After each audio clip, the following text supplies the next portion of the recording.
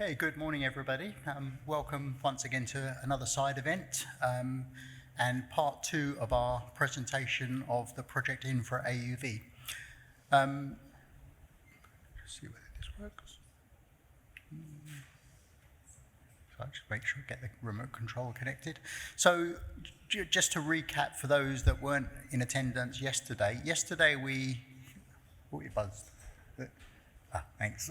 So yesterday, these are our project objectives, and basically yesterday we went through the first 1 or 2 of these, looking at the laboratory capabilities. And today we move on to the third objective, to transfer all of this capability to on-site calibration in the field. So that's really our topic for today. And therefore, the presentations are coming now more from the people connected with those activities in the field. So it's our BGR members and CEA members, and a member from MPL who's very involved with hydroacoustics across the board. This is our agenda for today. You can see here we've got just 3 topics to cover, the 3 technologies. So we'll hear talks on those areas. And we also hope technology willing to show you some of the software demonstrations connected with these activities. So that's all I'm going to say by way of introduction. And I think I'm going to hand over to Benoit Dury from the CTBTO first of all to explain a little bit about on-site calibration and some of the software tools that are involved with that. So Benoit. Thank you, Richard. Can you hear me? Yes. Okay, I will share my presentation.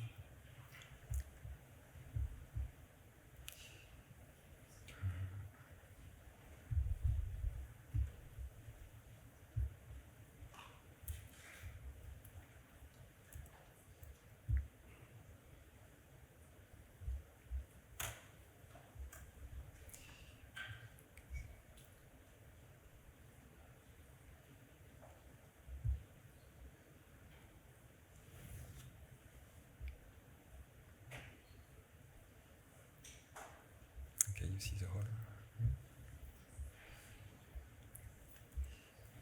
Okay, so hello everyone.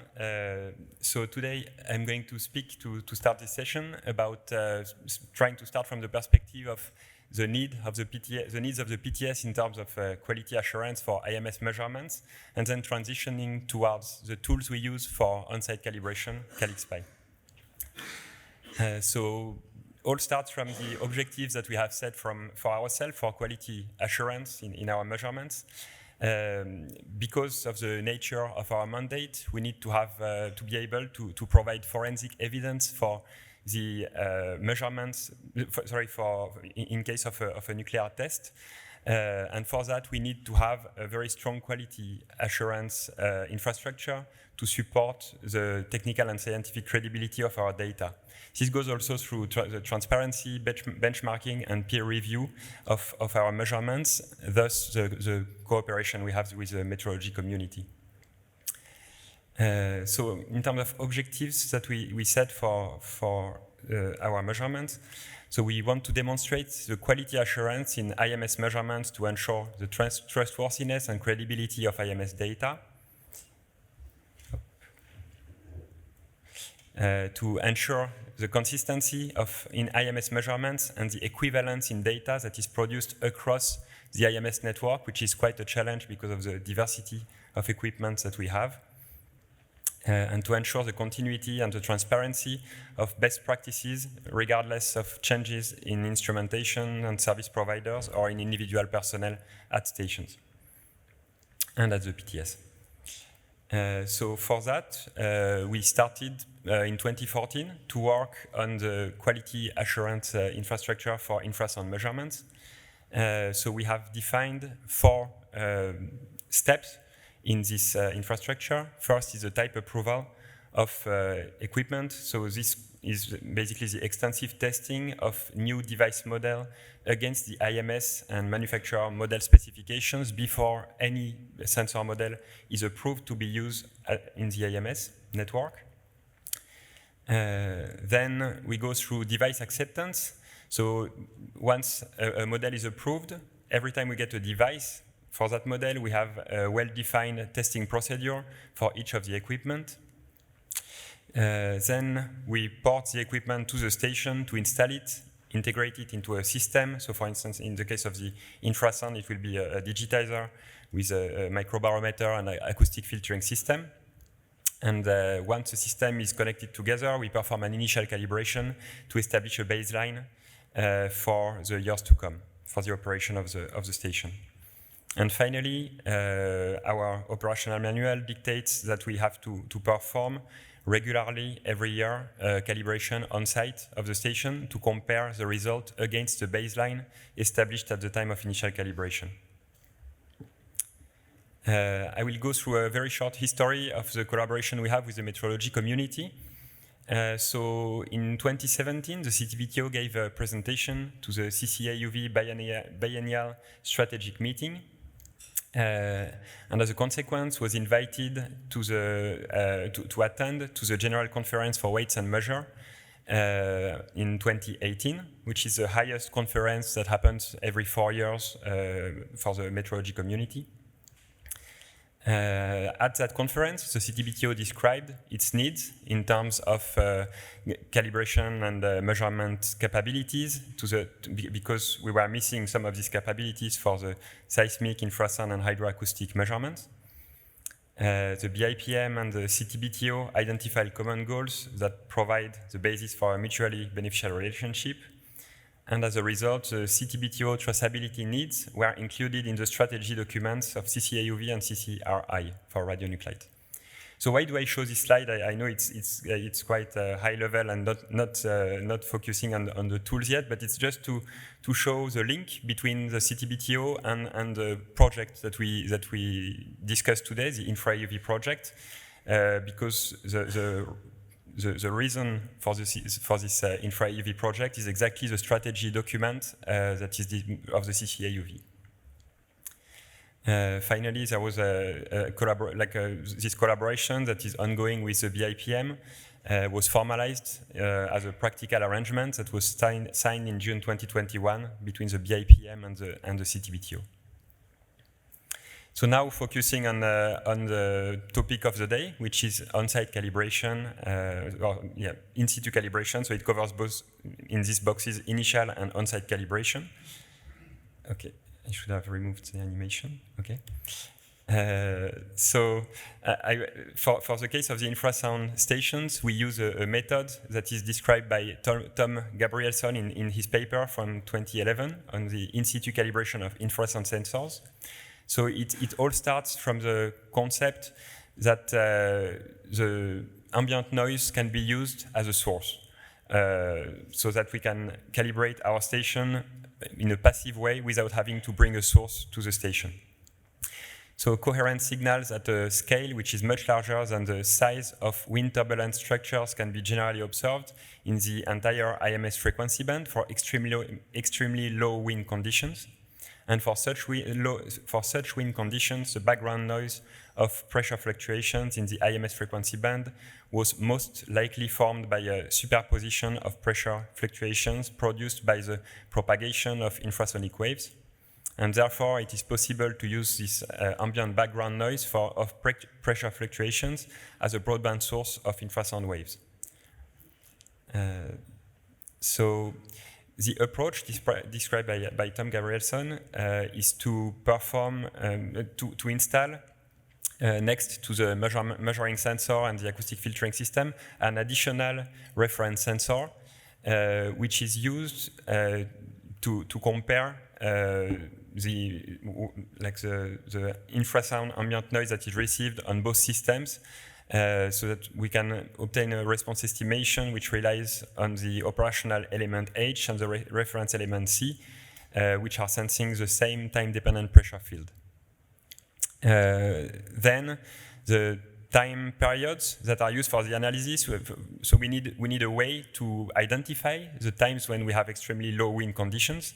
So for that, we use estimated magnitude square coherence as a threshold. So if we are above a certain value, 0.98, then we will use that time period for the analysis. In 2015, Maurice Charbit did additional work on this method and proposed to break the analysis into 6 passbands so that to allow frequency-specific stationary hypothesis. This resulted in an results in an increase of the probability of identifying low noise windows and the number of spectral estimates to be averaged. Then he also introduced a weighted estimator taking into account the magnitude square the estimate of the magnitude square coherence in order to give more weight to the higher values of coherence. Okay.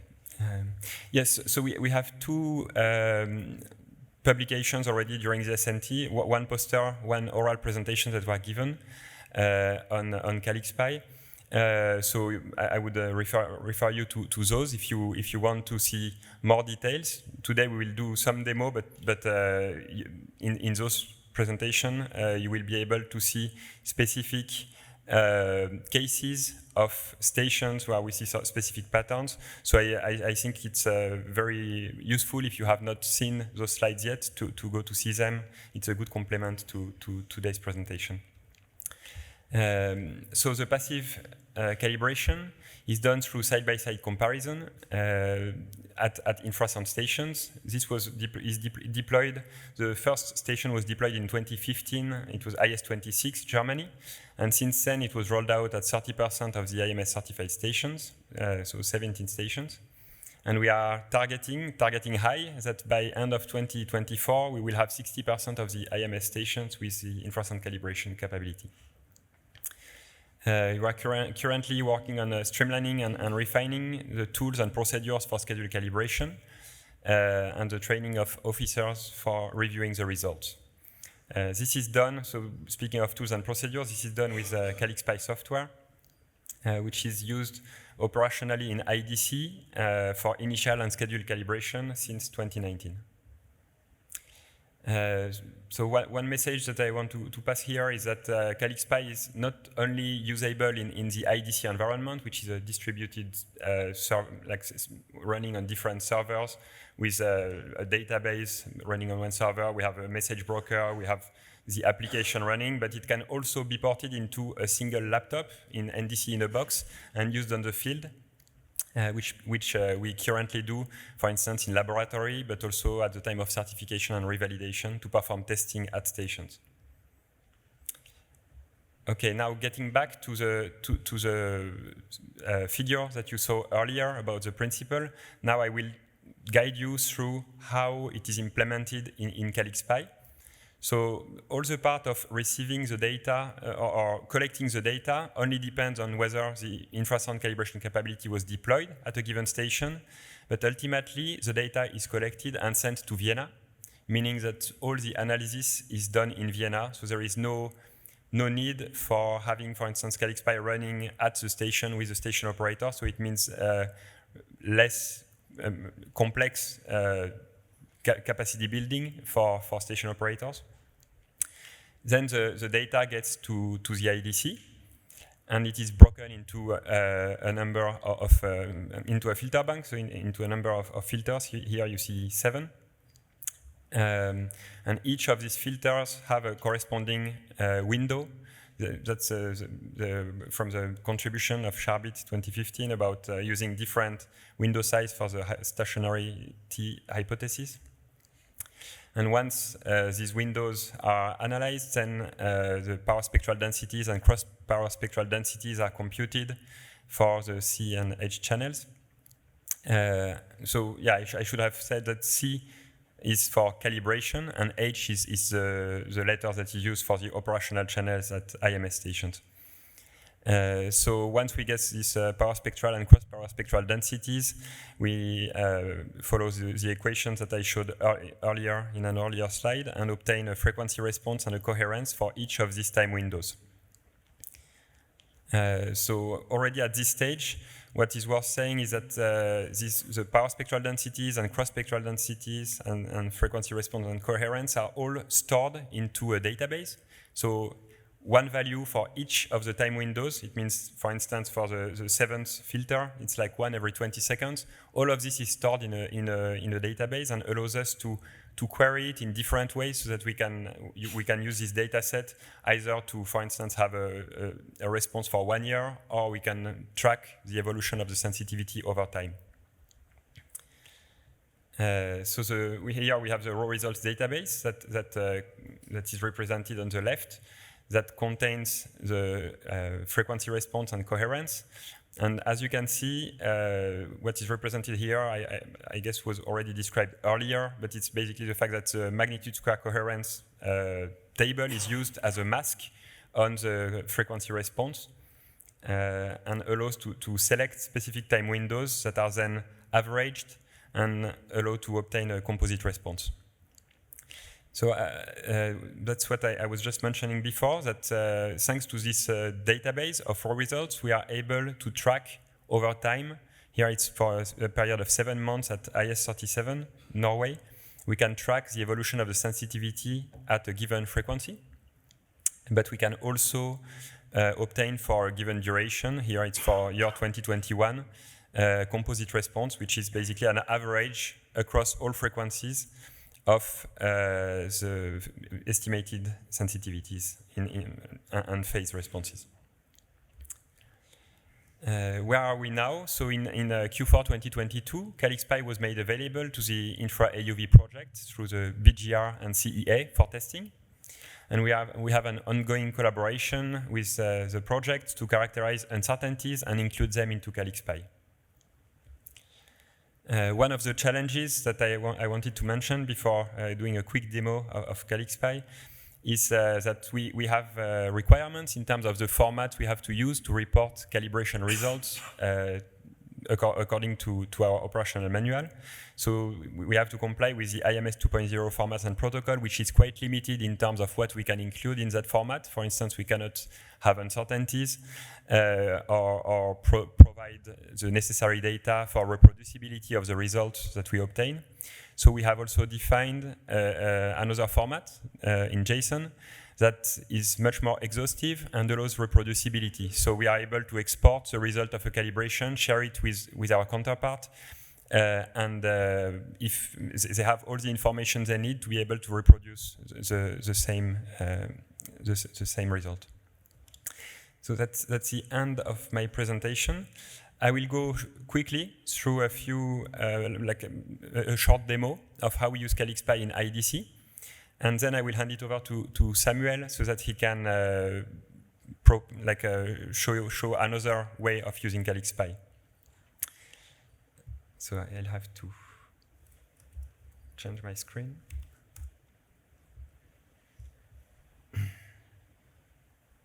Okay, this is hidden.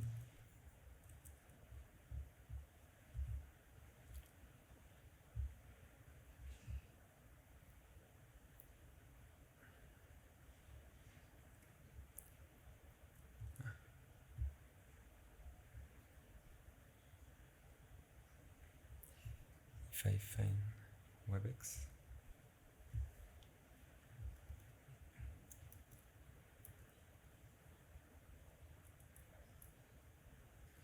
Okay, I've lost WebEx.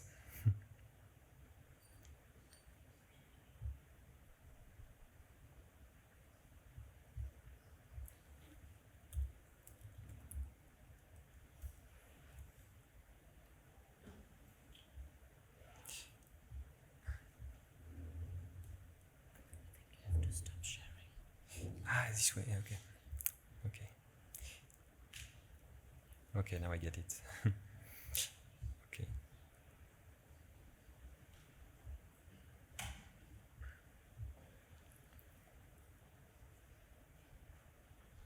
Okay. Good. So now you are looking at the homepage of Calyxbay, which is displayed in IDC. So this is the instance of Calyxbay that is used by our operations officers to assess the result of scheduled calibration. You can see there are several pages. Some of them are in construction, for instance, initial calibration. But we have already scheduled calibration, raw results computation, and advanced processing pages that are developed. So I will start just by showing how the configuration of Calyxbay works. So we have a page dedicated to calibration, to configuration, where we can define the database settings, so the input and the output, so where we have to read the waveforms from and the configuration, the parameters of the station, and then where the results should be written, the results of calibrations. And then we have a number of settings that are defined. For instance, the start to end date that we want to work on, which are the site pairs that we work on. Currently, the IS-37 sites are selected. Then we can choose a filter bank and the filter banks that we want to use, and then we can visualize it.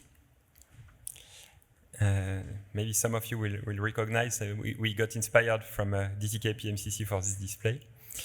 And then we have specific settings that are specific to each page, and this can be configured directly in the corresponding page. So I will now move to the page raw result computation here, which is where everything starts. It's a place where we are able to say, okay, for a given station, I configure my site pair, and I want to perform the first stage of the processing, which is the raw results processing, in order to compute the values for each of the individual time windows. So I will not run it here in front of you because it takes a little bit of time. It's about 1 minute 40 seconds per day. So I will rather show you what is already computed. So here I have selected a period of 160 days for 2023. And the station is IS-37, which has, I believe, 10 channels. So if I click on Load Exploration here, you will be able to see all the intervals that were computed. So all what is in green means that the data availability was 100% for the given day. So if I zoom in, maybe you will see better that you have boxes. Each box corresponds to 1 day. So in vertical here, you have 10 lines corresponding to 10 site pairs. And in horizontal, you have one box per day. Okay. And then if you have less data availability, then you will see different color. Here you can see that there was only 83% data availability on that day. And we have gray when the data is not processed. Here is a place to start new computations, so I will not do it here. I will move instead to the schedule calibration, and later Samuel will present the advanced processing page. So schedule calibration is really focused on supporting the operations officers on doing a yearly review of the calibration results. So actually, they do more than a yearly review. They do a review every quarter to have some form of understanding of each station. I mean, how the calibration is doing and whether any action is needed. So you have a first page that is called a statistic page that shows you network level information. This is for 2023, for instance. You can see, or rather, I will start from the left plot here. You can see that, I don't know if I can, okay, yes.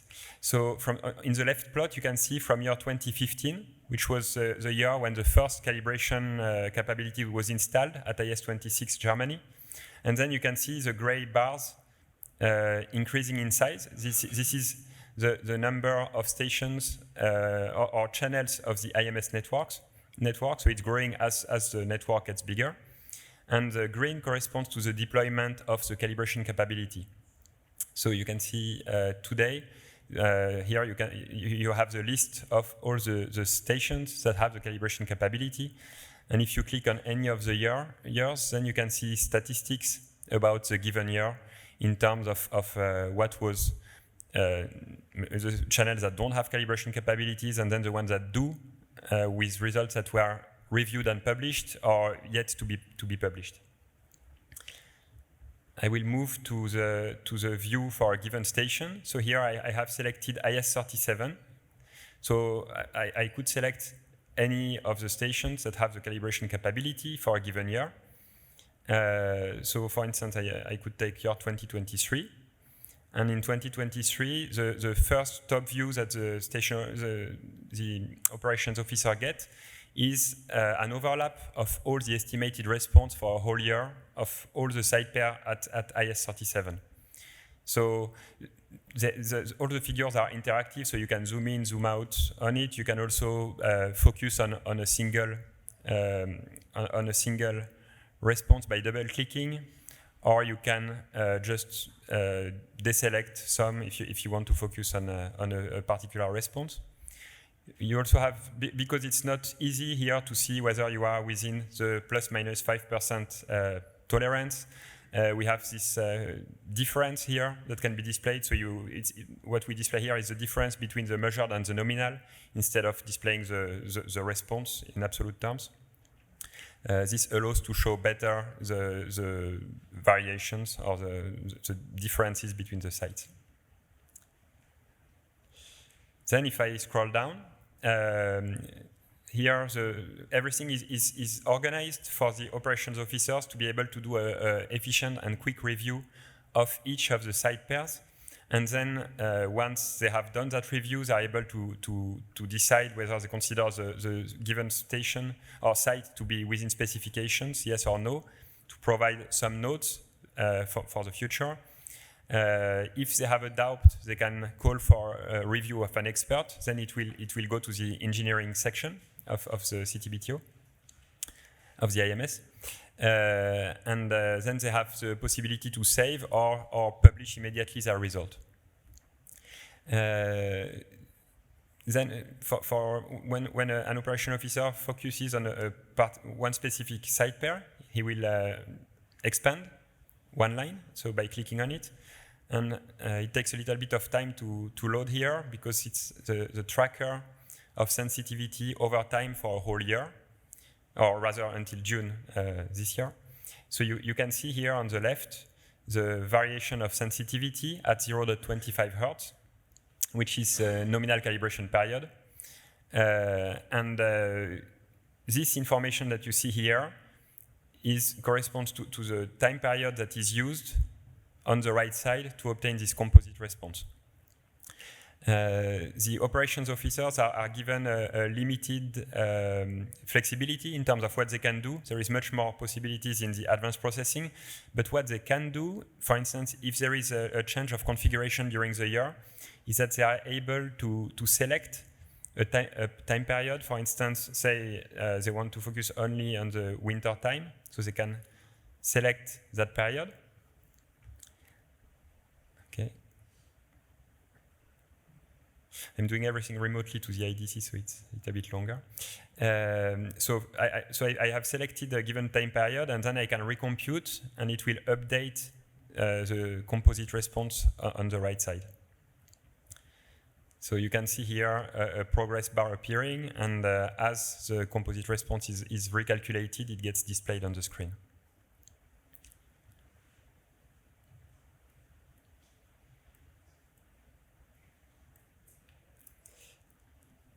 Okay. So I guess I will not go further with the demo of schedule calibration, to leave some time for Samuel to present his part. If you have questions, or if you are curious, we can sit at any time, so that I can show you more about this use case. And I think I will leave it to Samuel now. Okay, thank you. So I'm going to start with... The microphone's not on yet. Is it not on? Okay.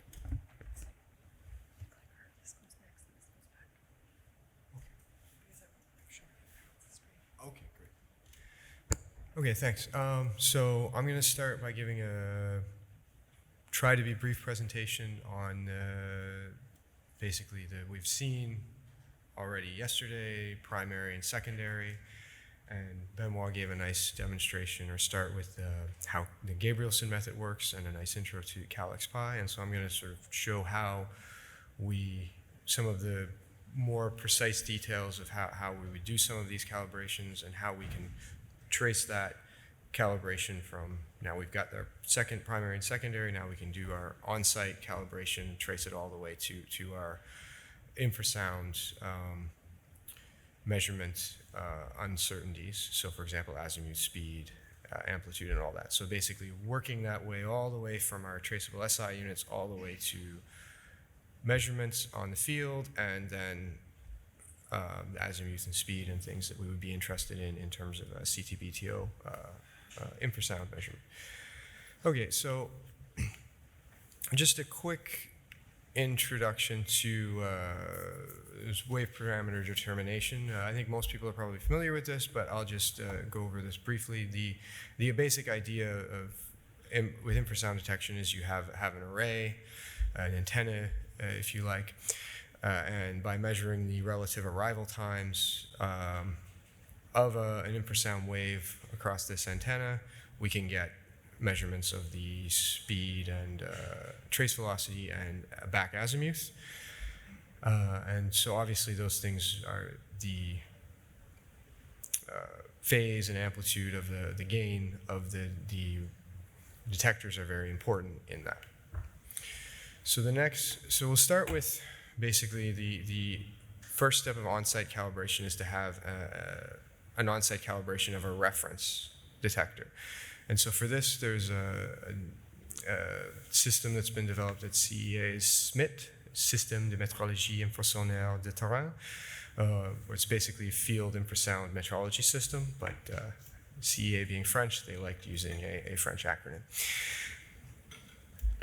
So the basic idea of this, so we can see the system is this sort of this gray cylinder, and it's fairly simple in the idea that there's a loudspeaker in this contained cylinder, and then you can connect a reference microphone which has been calibrated in primary, secondary calibration, so we're traceable back to that.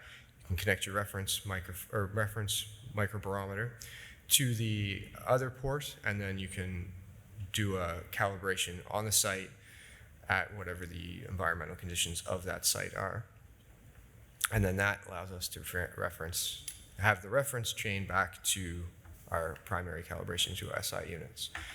And this system is quite nice because it's reasonably portable. It's about a sort of VA large, and it's about, in total with the backpack with all the equipment and everything, it's about a 30-kilo device. So it's definitely portable outside the lab, not like these giant systems that are often in the lab.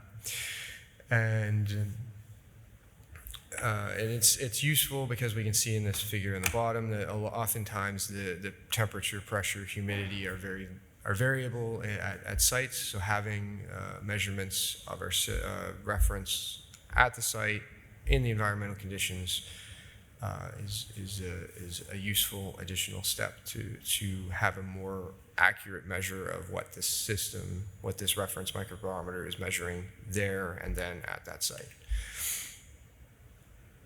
And so finally we can see as a comparison on the left some of these secondary calibrations of the microbarometers, and on the right is the on-site with SMIT. And generally we can see that there's quite a good agreement. SMIT being on-site calibration, the uncertainties are a bit larger, but in general we get quite good agreement. But we can note that, for example, in the bottom, we can see some of the in-lab versus on-site temperature, pressures, and humidities, and there's a lot more variability and can be often some significant differences between what we're measuring in-lab and on-site. And so this allows us to be more fixed to what the site is measuring rather than what we have in the lab.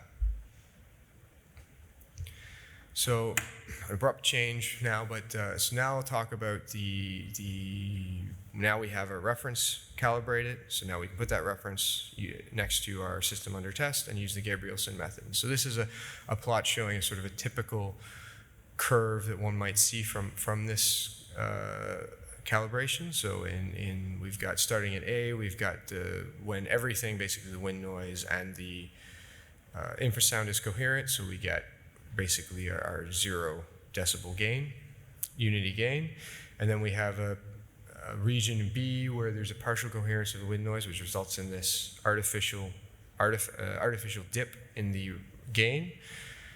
After that, after about 0.1, 0.2 hertz, it returns back to sort of our unity gain in C, and then in D we start seeing the resonance. And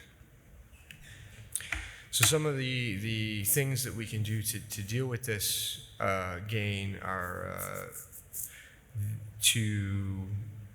with this dip, is Green et al. Proposed this cross-array coherence. So basically, because it's this partial coherence of the wind noise, if we apply, if we consider what the whole array is seeing, and if we have a signal that's coherent at one detector and another detector under test, or another detector in the array, that there's a large distance, then we can assume that that's an infrasound signal and not wind noise. So that has the advantage of limiting the inclusion of wind noise. It has the disadvantage of now you're excluding a lot more of your signals, so it means that it requires a lot more time to do. Additionally, Green proposed using PMCC results as a measure of this cross-array coherence, because if there's a PMCC detection, then presumably there's an infrasound detection. And this worked quite well, even better than using the cross-array coherence. It has the advantage of being slightly better. So you can see the green is in red, awkwardly.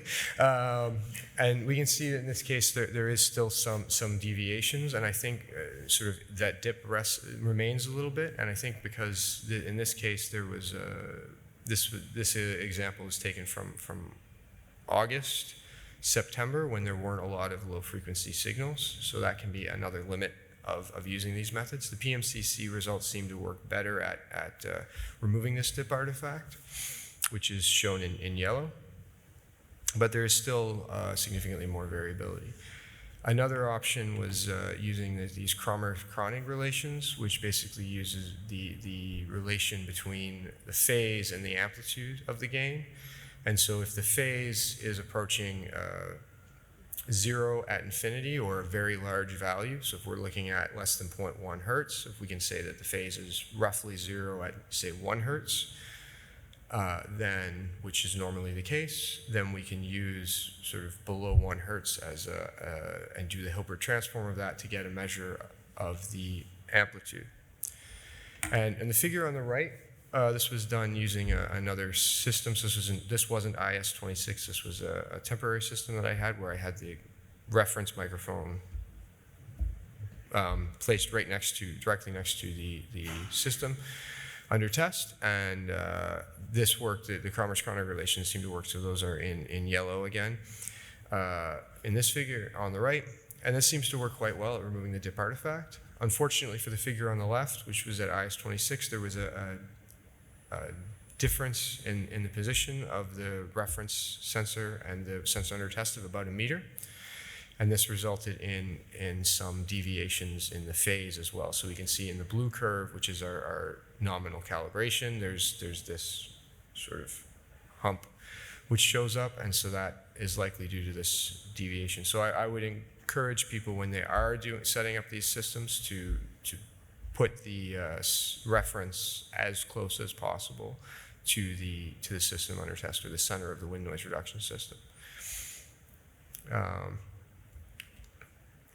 And this is kind of, again, pointing out the importance of that we have there's a wind directional dependence when we have this sort of meter offset between the reference and the wind noise reduction system. And basically, when the wind's coming in from one direction, so I've on the left sort of northeasterly winds, and on the right southwesterly, and we can see that the phase has a different, the deviation in that phase and low frequency has a different positive versus negative. And so that likely is coming because we have this offset. So I think that the wind direction is now important in terms of the relative phasing of the reference and the system under test. So again, as I say, I think having the system under test as close as possible to the reference, or the reference is close to the system under test, is a very important point to make. I'll just quickly go over this is a bit of what I presented yesterday, showing the results of some of the calibration, how we can use the calibration to correct both what biases might show up if we don't calibrate, especially if we have defective systems, like flooding or blocked inlets, and also that we can correct for these problems. So this is a system that we had set up, a temporary system we had set up at IS-26. So we can see the reference is circled in red with the inlet basically just right next against the system under test, in this case circled in blue. And we tried several different orientations. I'm going to talk about the 24 blocked inlet case today, and I'll also briefly talk about this buried reference sensor inlet. So this is obviously not an ideal situation, but if your reference sensor were to get covered in dirt or leaves or things, what might happen? So we had it covered in dirt and gravel at the site, as you can see that in the bottom picture. So in the case of the 24 blocked inlet, we can see the response on the right here in amplitude and phase. So the amplitude is, there's a resonance that shows up now. It's sort of 1 to 2 hertz, very much in the IMS band of interest. And as well, there's a very large phase variation, deviation from 0 at about 2 to 3 hertz. So I focused just on that sort of 2 to 3 hertz area where that phase deviation was the largest. And the blue circles here are showing the IS-26 measurements. So what I'm kind of using as these are the correct results based on IS-26, which is a very good station. And then the orange dots are showing the results of the defective system. So we can see that there's very clearly the azimuth in the top, speed in the middle, amplitude in the bottom. There's very clearly biases that show up in each of these measurements. A few degrees, up to 10, 20 meters per second. So these are definitely things that would be important in a IMS capability or operational standpoint. And then if we deconvolve, so use this calibration to deconvolve the signal and correct it, we can get the yellow dots here, which show us are almost exactly the same as the IS-26 results. So we're able to correct those quite well. Again, just trying to go through this quickly, and hopefully if anyone has any questions, they can chime in at any point.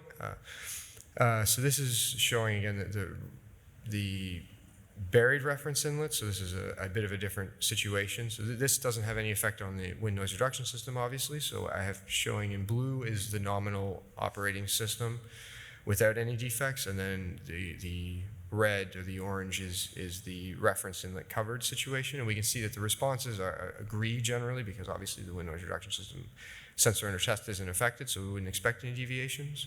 But we can see that there are some differences in the uncertainties. At sort of around the microbarometer region, there's a reduction in the uncertainty, and I think that this is more likely due to the increase, because the nominal case was done in August when there's fewer low frequency detections, and then in the buried reference was done in October when the waveguide provides favorable conditions for the microbarometers. So I think we're just seeing more detections, which results in this reduction in the uncertainty. But then after, as we get into higher frequencies, having this reference inlet covered seems to result in larger uncertainties in the measurement of the gain. So it results in I guess just larger uncertainties in our gain and our gain estimates. So obviously not something you would want ideally, but is not a critical issue, but would be something to avoid. So finally, I'm going to do a quick description of now we've got our calibration and we've corrected our signals and we have nice measurements for azimuth, speed, and so forth. Now, how can we consider what the uncertainties that would be related to these calibrations are? And so basically, I just considered the reference microbarometer calibration combined with the Gabrielson on-site calibration. So those and combine those uncertainties together to kind of get a complete uncertainty for the measurements, and then just did a simple Monte Carlo simulation to determine what the uncertainties would be in the azimuth speeds and amplitudes. And so we can see here the uncertainties in the SMIT measurements. So I use the SMIT as the reference uncertainty in blue, amplitude and phase, and the Gabrielson on-site calibration in orange. And generally speaking, with an exception right around the microbarometer region, at around 0.2, 0.3 hertz, the Gabrielson calibration is going to be do the lion's share of the work in terms of the uncertainty. And so this is just showing basically those results from the Monte Carlo simulations, 100,000 runs. And we can see that generally we are getting a nice decrease in the uncertainties with frequency, which is not unsurprising. Basically, in terms of, for example, azimuth, at low frequency, we're getting uncertainties around a few degrees.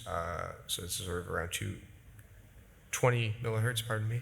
At speed, maybe sort of around 10 to 20 meters per second. And then when we get up to the high frequencies, the uncertainties drop to very, very small. So I mean, the azimuth is less than a tenth of a degree, and the speed's less than a meter per second uncertainty. So depending on your frequency, it's going to cause differences in the uncertainties that we're seeing, but generally speaking, these are the calibration is not producing a tremendous amount of uncertainty in our measurements, especially if you start to consider noise. And finally, this is just going to quick description of what the different contributions are of the different calibration parameters. So we've got, we'll just worry about the first order Sobel indices so that's the one, these figures more on the left. And we can see that for the azimuth at the top, the two lines, the dashed line is the calibration of the Gabrielson calibration phase, and the red line, the solid line is the SMIT phase calibration. And for the azimuth and speed, those are basically the only two things that are contributing. I've also included obviously the amplitudes, and then I considered temperature, pressure, and 10 centimeter uncertainties in the positions, X, Y, and 1 meter in the Z position. And for the azimuth, basically it was the phase uncertainties of the calibration that were the only things that really contributed to anything substantial. For the amplitude, the temperature and pressure became important because the microbarometers have sensitivities to temperature and pressure, as well as the Gabrielson calibration has an effect on the amplitude. But other than that, the position and doesn't really seem to, at least at those precisions, doesn't really seem to have any effect. So I won't go over the summaries and conclusions. I guess we can just go quickly there. So thank you for your attention in this talk, and I'm going to move on to a quick demo of Calyxbay, if I can, or an additional demo, a supplementary demo of Calyxbay. So I get my screen working. Just while Samuel configures that, something I was quite amazed to see actually is yesterday we were talking about uncertainties in frequency of 10 to the minus 17, and at the other end of the chain now Samuel's showing uncertainties on the metrics that you need to use for detections, and I think that chain is quite nicely illustrated through the primary, secondary calibration, on-site calibration, and finally the analysis of the data. So it's quite a powerful message, I think, that everything links up ultimately. Sorry. Yeah, no, that's great. No, thanks. It's a very good point. And I guess before I start the demo, if there are any questions for the presentation? Okay, I'll go quickly through the demo, and I want to just encourage people, if you have any questions at any point in the demo, like, oh, how does this work? What can I do? It's okay. Oh, okay, yeah. Yeah, thanks for the presentation, and it's really interesting to see this work. For the reference sensor, operational reference sensor at IMS arrays, typically try to use a different sensor to reduce bias in the different technologies, but I noticed for yours it looked like you were using the same sensor. Yeah, so for that temporary experiment we did use the same sensor, so that would be a limitation of that because there could be some biases that show up. Normally, like for the IMS station, for example, at IS-26, the operational sensor is an MB3 and the reference is an MB2005, if I remember correctly. So normally, yeah, that is done. And so that is something that could introduce some biases in the results. You're absolutely right.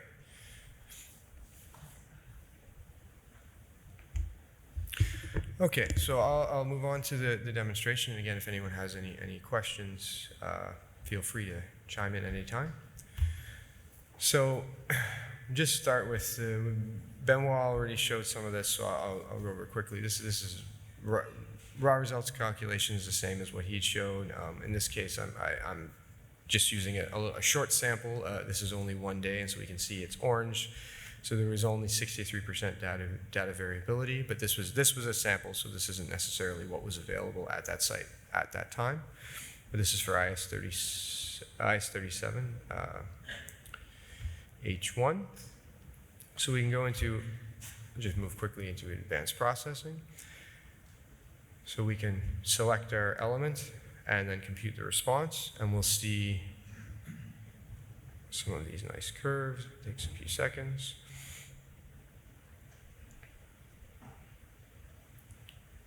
Okay, there we go. And we can see nice curves. They fit generally within the nominal responses.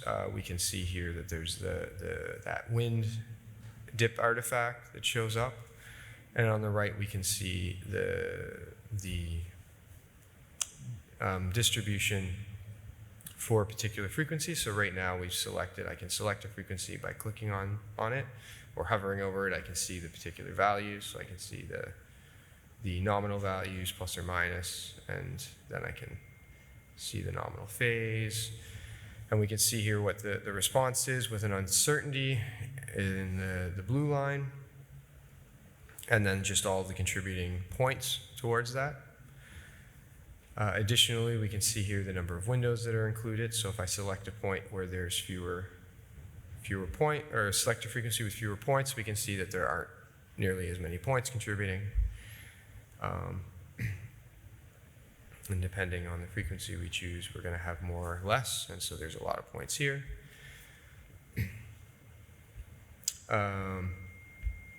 Another thing that we can do with this is, so refinement criteria, we can play around with their threshold. So right now we're using 0.98, and we can see that the coherence is shown in color as well, so we can get an idea of what different colors or different coherences contribute. So I can not 8, 0.8.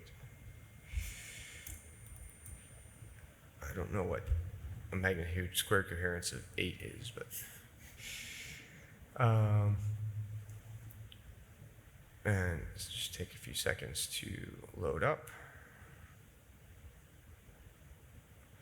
And so it's just loading it up now and we can see now some of the colors have changed. So if I validate that, it'll show me the results. Generally, they're not too different in terms of this response for 0.8, but we can see that there's definitely more points that are included, and we're seeing some of these points that are the bluer and green colors, and depending on where we pick for our frequency, wrong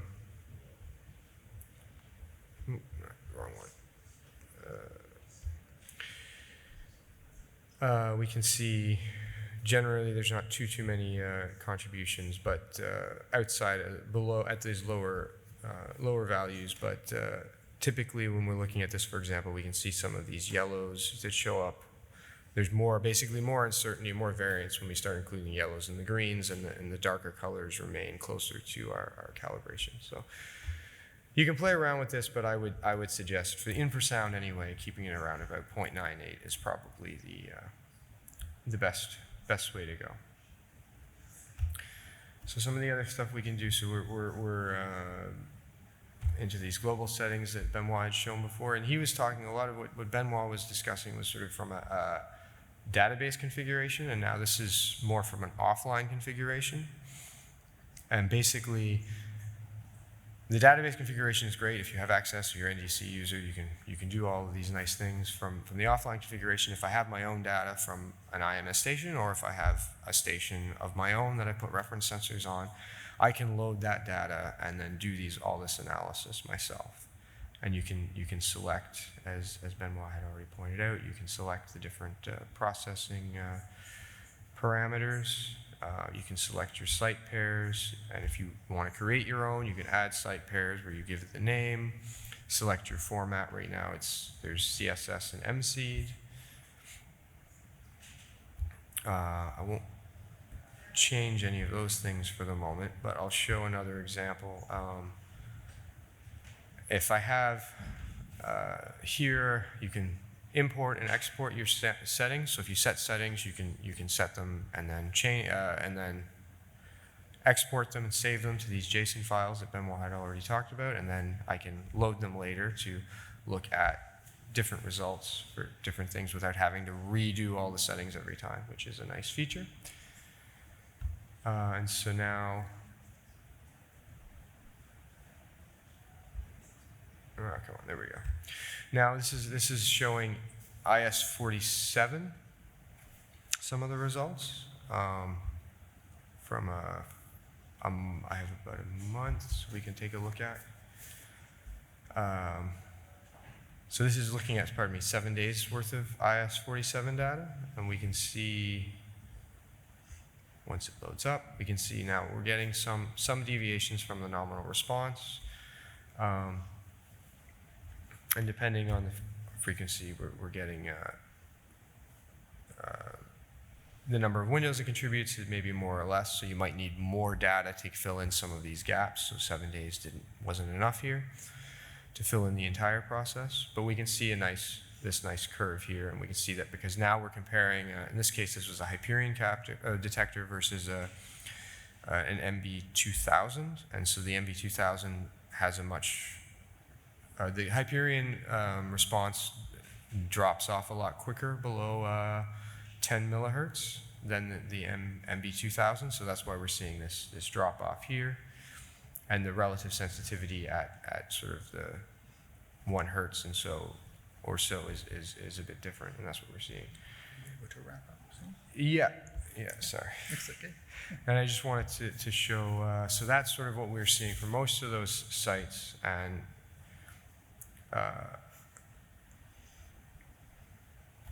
then this is the results for the IS-47H6, and we can see, if you remember what the last one looked like, this is significantly different.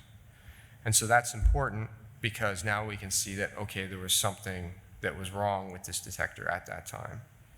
And in this case, it was a fairly easy fix. There was a vent or a screw that was loose, and they just had to tighten it up.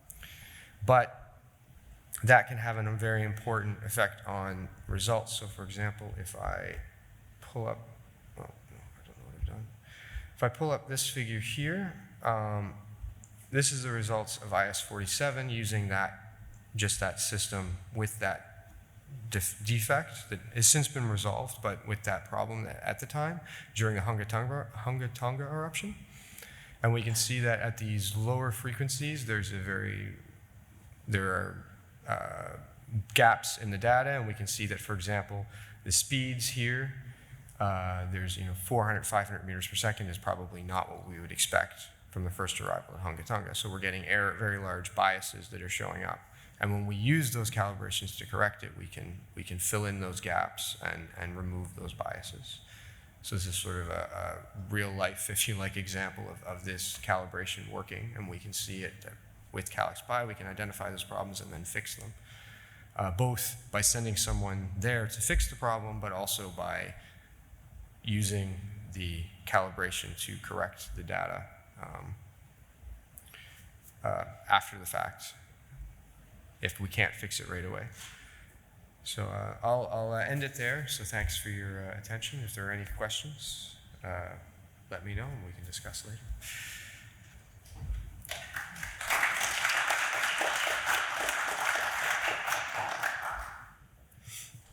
Hi, yes. What are your limits for phase? What are The limits. What do you mean, so in terms of? Well, it said plus minus 5, but it did like Degrees. 5 what? Degrees. Okay, yeah. Okay. I mean, it's just indicative, but the operational manual for the infrasound technology does not provide any requirement. So we arbitrarily use 5 degrees for as for the seismic. Yeah, so I mean, Okay. for me, I would suggest that it would very much depend on frequency. 5 degrees at 4 hertz is probably not going to be an issue. 5 degrees at 10 millihertz, now you're going to have pretty significant errors that are going to show up with that amount of uncertainty. So it's something it would sort of, you can use plus or minus 5 degrees as a guide, but use it with caution.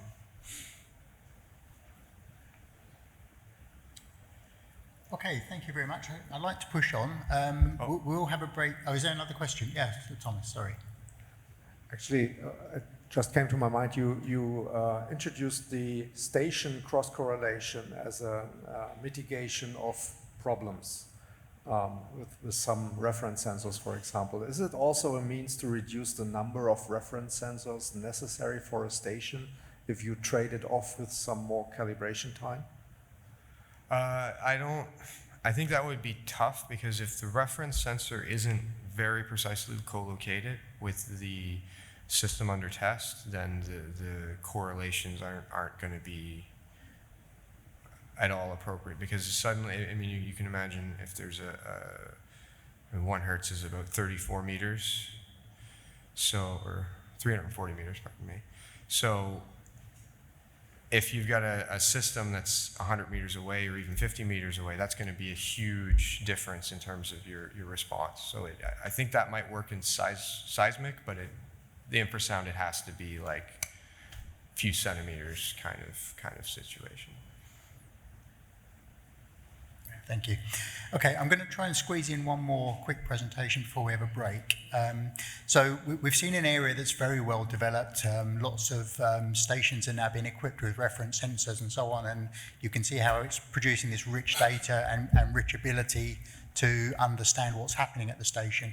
So we're going to turn over now to hydroacoustics, where we're almost in the different situation because of the operational difficulties. It's a real challenge to implement on-site calibration in this fashion. So, and Steve Robinson is going to talk us through some of those issues. Hello again. Yes, as Richard said, I'm just going to give a brief presentation about the hydroacoustic side. Here, we're much less advanced in doing in-situ calibration for some of the logistical reasons I'll explain in a second. So, just this picture again, just to mention that we're now on the on-site calibration part of the whole project. And because we knew within this project, the scope of the project couldn't possibly encompass an actual on-site calibration, because it requires a research vessel to go to sea at a great expense, and then deploying devices and so forth, that was never going to be within the scope of the funding of the project. So consequently, all we did was look at the feasibility of what might be possible and the difficulties involved. So this is really a theoretical feasibility study, if you like.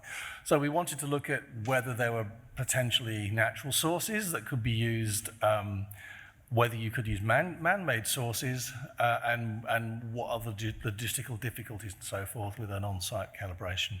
And for those of you who are familiar, you'll know that the hydroacoustic stations are generally situated in the middle of ocean basins and deep ocean basins.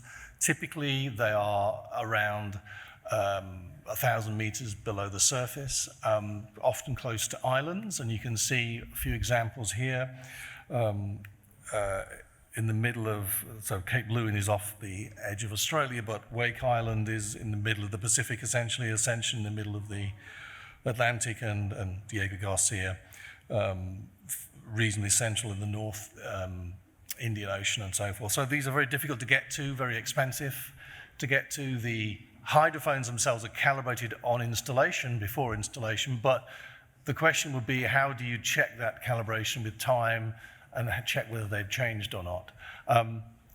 The hydrophone stations themselves, again, for those who aren't familiar, they are triplets. So there's 3 hydrophones placed in a sort of equilateral triangle azimuthally, so at the same depth, 1,000 meters down, which is roughly where the sound channel, the SOFAR channel, will be if there is a sound channel that will only appear in certain conditions, environmental conditions in the ocean. It wouldn't always be present. And the idea is it allows you to sense sound from great distances in the ocean. Sound travels enormous distances without much attenuation at low frequencies in the ocean. The triplets are 2 kilometers apart. So 3 hydrophones 2 kilometers apart on each station. And typically, if it's an island station like Wake or Ascension, there'll be a triplet north and a triplet south of the island. And they're designed to be positioned in such a way that you can hear sound from just about anywhere, generated just about anywhere on the globe, using these hydroacoustic stations. The difficulty is getting to those stations and putting a calibrated sensor in place next to the hydrophone is not only very expensive, but also logistically quite difficult. So there aren't a number of sources of sound, though, that you could use, and these plots are taken from an excellent report and paper done by our partners in the project from BGR, showing some examples of earthquakes, natural sounds, and so forth, measured on some of these hydrophones. You also have man-made sounds, which could be from transducers that are driven, or could be from air guns. Air guns are highly energetic, low-frequency sources of sound used in oil and gas exploration to image the geophysics under the ocean, under the seabed, so that you can see, look for oil and gas, basically, and also check how much oil and gas is left in any deposits as they are actually harvested. And you can even use explosive sources, sometimes imploding glass spheres. It's a strange, originally they were light bulbs that we used. It's a strange choice, but actually they do produce a nice repeatable signal, imploding at a given depth. And that's, again, a choice of source that has been used by some as a man-made source. So we thought about how some of the in-situ calibration might take place. Using a calibrated source, which is a natural source, is difficult because you don't know the actual source level, the amount of energy produced by the source. And using a calibrated man-made source has difficulties in itself because you've got the difficulties with the propagation. Propagation of sound in the ocean is a very complex physical process. It depends on the sound speed profile in the ocean, so there's lots of refraction takes place as you go deeper in the ocean. As the temperature changes, you get sound speed changes also because of depth, and you get reflections and reflections from the seabed and sea surface and scattering, making it a very complex process. So the source you're using would have to be quite close to the hydrophones, and any error in the distance between the source and the hydrophone would lead to significant errors in the signal being picked up by the hydrophone. So using a source is not an easy thing to do in the open ocean with great accuracy. So the most obvious thing would be to use a calibrated hydrophone and try to co-locate it with a hydrophone on the station. Again, this is logistically quite difficult, but there are, as we've just said, plenty of natural sound sources. So you could attempt to do a method similar to the ones you've heard about with the Gabrielson method and so on, that we've heard about just now for infrasound. So we looked at how easy or otherwise it might be to do this. We could simulate this, and we did this by simulating noise on 2 hydrophones, a reference hydrophone co-located or very close to the station, one of the station hydrophones. We assumed that the noise signals were a superposition of sound from many distant sources, and we used simple spherical spreading to define the difference in sound field that you would get between the two hydrophones. We had them co-located and then we moved them apart. There's an example I'll show you is for 10 meters, but we moved them further apart than that as well. And we used the actual responses of real hydrophones, 2 real hydrophones from the actual IMS system. So nominally those two in the bottom plot there look the same, but actually they're very, very slightly different. They're nominally the same, but we actually used the actual data from. And we applied the Gabelson method, the Gabelson-Charbit method. So you've heard about this already. It involves filtering, so doing the calculation over different frequency bands. It also involves dividing the signal into time segments. So this allows you to use longer time segments for the lower frequencies, and also disregard segments where the coherence is very poor. So you can actually select parts of the signal where the coherence is good and where you have a good chance of getting a good result from the method. So the results we got initially from this, I thought these were not very good at all.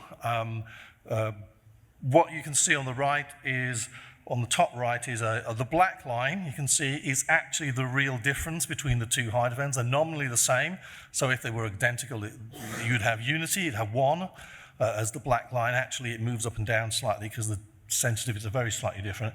And the blue dots or blue circles and the uncertainty bars are the estimated values from the Gabelson method. And we're basically following, for the uncertainty, the approach you've just heard about, which is developed by LNE for use in the other parts of the project. And what we found was that as you separate the hydrophones, so the bottom plot, the hydrophones are now 10 meters apart. And so at 10 meters, the wavelength in water is 15 meters. So, at 100 hertz, the wavelength in water is 50 meters. At 10 hertz, it's 150 meters. So as you'd expect the results to get worse at higher frequencies. Although I was slightly disappointed by some of these, when you look at the upper plot, which is the almost co-located within a meter of each other. Actually, you have to remember that this is only 0.5% difference. And actually, the uncertainties on the actual hydrophones when they're installed is around 10%. So maybe there is some scope for making this work if you can co-locate the hydrophones. As you get further apart, you see the results get much worse for the higher frequencies first, as expected. The difficulty would be, though, actually trying to co-locate the hydrophone, the reference hydrophone, with the hydrophone of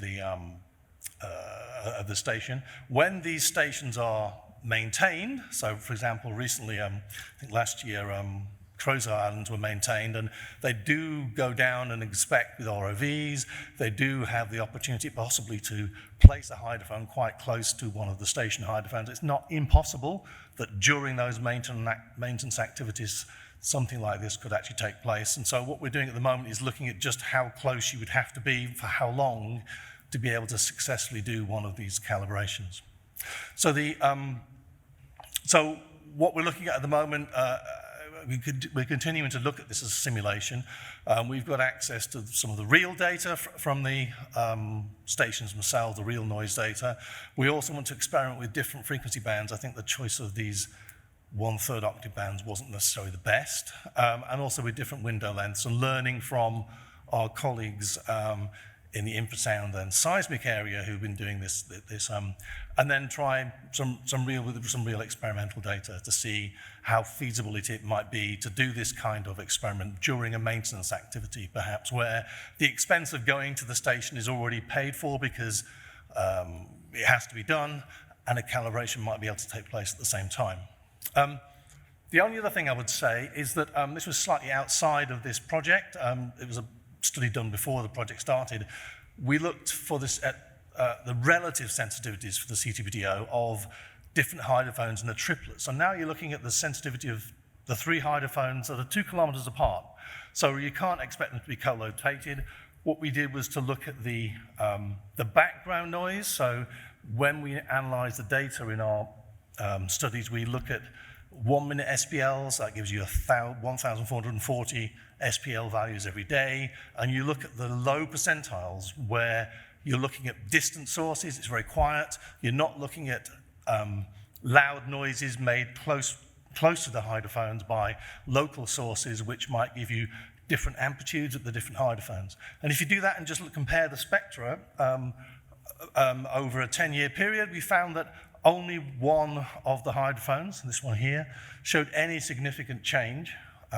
So if you look at the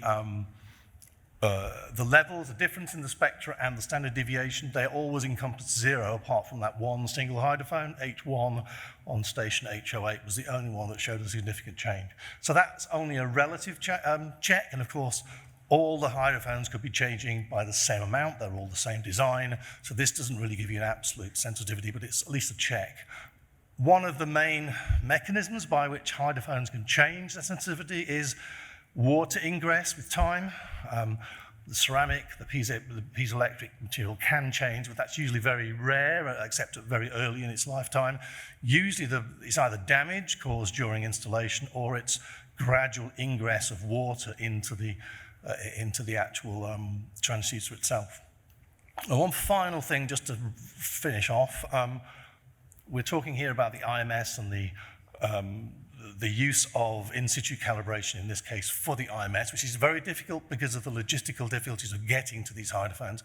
But there are other monitoring systems out there monitoring noise pollution.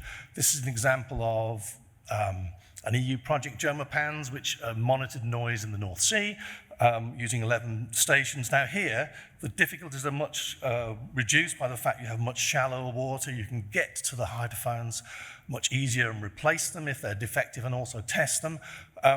One of the ways in which the Swedish station, in fact, built in a calibration, in-situ calibration to their system was they added a source locally to the hydrophone. So just beneath the hydrophone, a fixed way, they mounted an acoustic source so they could do an in-situ calibration check. That would only be possible for the IMS if you physically built the hydrophone station with that in place, and it's not something that's easy to retrofit. But it's something that's possible in other scenarios where you've got monitoring systems in shallower water. The only difficulty with that is the source has to be stable too, and that has to be stable with time as well if you're doing a check over time. So I think that's the end of it. So. Thank you very much.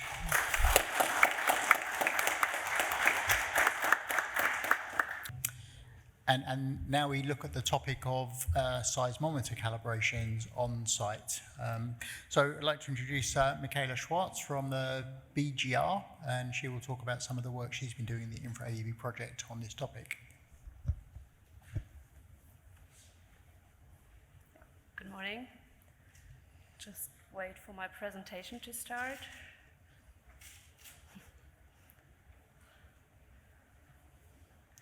All right, as Richard said, I'm Michaela, I'm from BGR. This work is not all by myself, but if I would have put everyone involved in the seismometer calibration on the slide would be full or overfull. So thanks to everyone who contributed. My presentation will be slightly different to the previous ones because I want to concentrate on the things you have to consider when you do an on-site calibration of a seismic monitoring station. So as you have previously heard, the Gabrielsen approach with some modifications is kind of established for the calibration of infrasound stations. And as a lot of you probably know, there are a lot of different approaches already available for the calibration of seismometers, which also rely on common excitation signals and a sensor comparison. But all of these approaches so far are relative approaches, so they tend to characterize errors in the transfer function or the response function.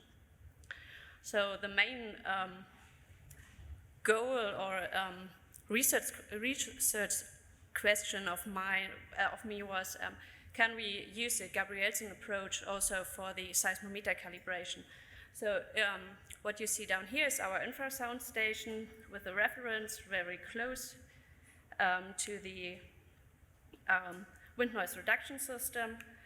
And now the question is how we do it in a seismic vault, where we have a single component or a 3-component instrument installed.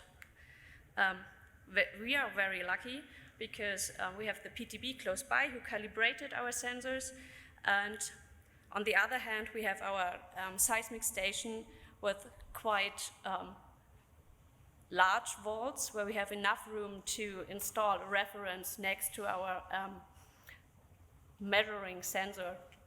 And this is very good because we have no interruption of the measurements and no violation of the technical requirements. There's a second vault for testing very close to one of our stations, which you see down on the left side. So that's where we installed a calibrated STS2. And next to the other 3-component sensor in the vault that's a little bit far in the back, we installed a single component GS13. So that's usually a station sensor which we dismantled, brought to PTB and reinstalled it after a few weeks. So we had a good location, but a lot of questions suddenly appeared. So I'm going to address a few of these questions during my talk. So as you have heard in the previous talks, the methodology is in place. So instead of a relative calibration, we now are able to have a traceable calibration approach, which uses similarity measures and cross and auto spectral densities, and we determine a gain ratio. This ratio is complex, but we can use it for phase and for amplitude as well.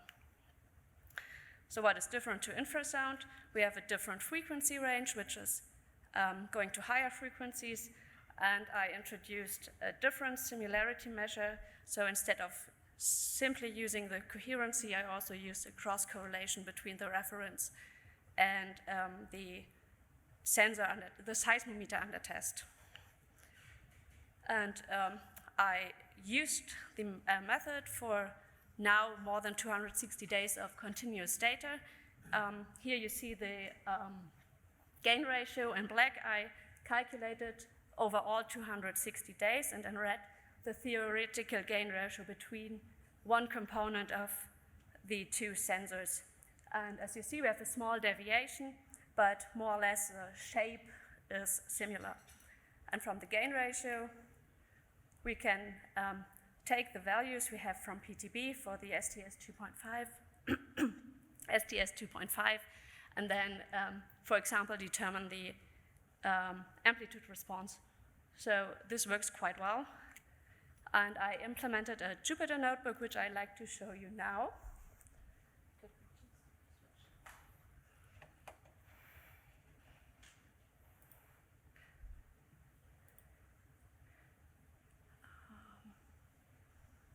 Just give me a second. All right, so I'm not going deeply into the code. It's not a lot you need. But we start with the reference values provided by the National Metrological Institutes. And if we plot them in comparison with the values obtained from the, for example, manufacturer, we see they are actually quite good. So for comparison, I also plotted the 5% deviation from the nominal value for the magnitude and 5-degree value deviation values for the phase, and it fits quite well. So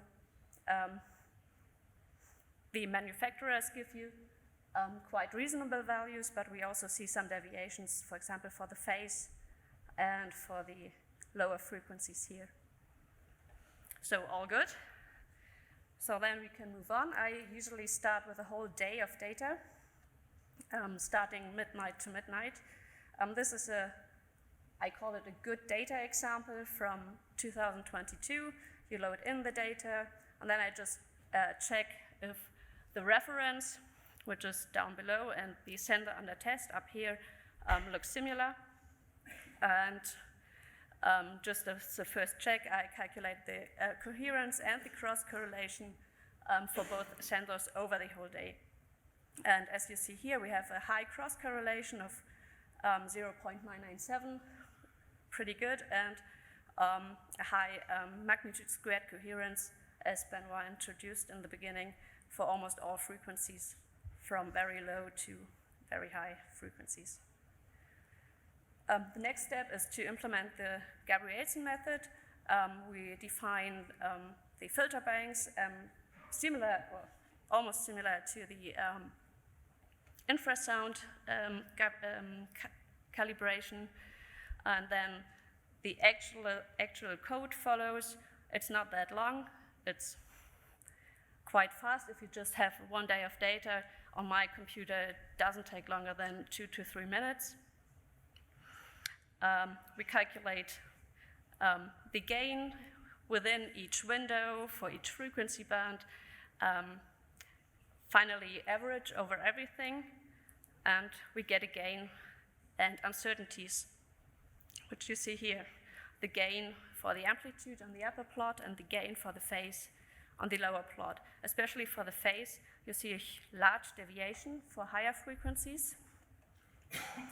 And another thing that is very interesting is that we have very small or almost disappearing standard deviations in the middle part and higher deviations, especially to the higher frequencies. I come back to that later. So we have our gain determined, and remember the beginning. We have the values from the laboratory, so we can calculate amplitude and phase and assign uncertainties. So we use a very easy and straightforward approach so far. It's under the assumption that uncertainties or the whole calculation is linear. And finally, we have a plot or the values for the amplitude and phase response with assigned uncertainties through the whole process. And again, we see here in red the theoretical or nominal response for the CMG3T sensor in our vault, and the estimated response through the Gabrielson method. And it fits quite well. Most of the values and uncertainties are within the 5% limit. But for the higher frequency range, we can see the fall or the deviation of the values.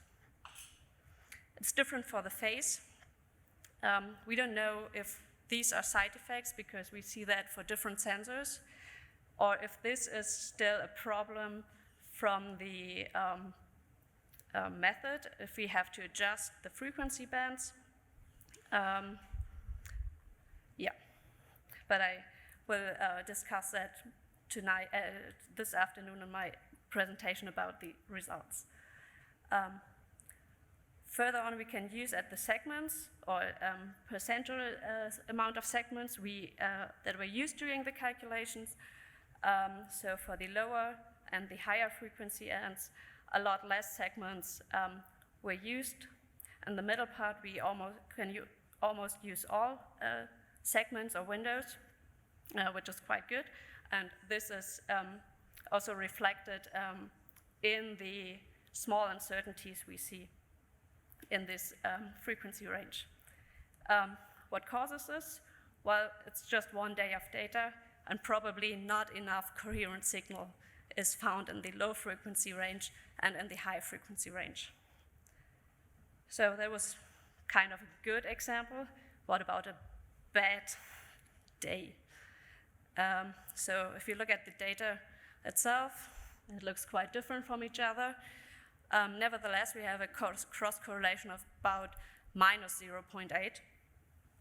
And if we include that now, I just go back up in the calculation.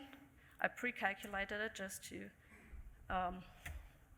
be a little bit faster now. So it's now here in blue for the bad day. And we see in the middle part frequency range, we have a slight shift to lower values, but in total, the shape is quite well represented for both phase and gain. Another aspect that you see is that we don't have any low frequency points here because we have no coherent signal in this range, and the standard deviations are quite higher, quite a lot higher. Similar for the response.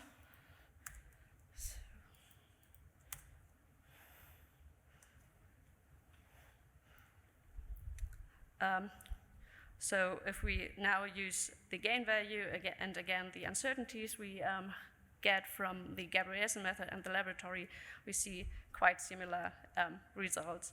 So if we take more than one day and then average it, we kind of average out the bad days,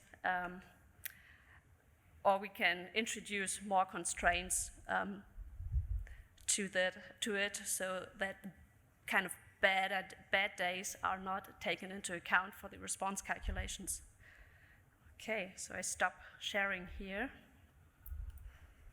and go back to my presentation.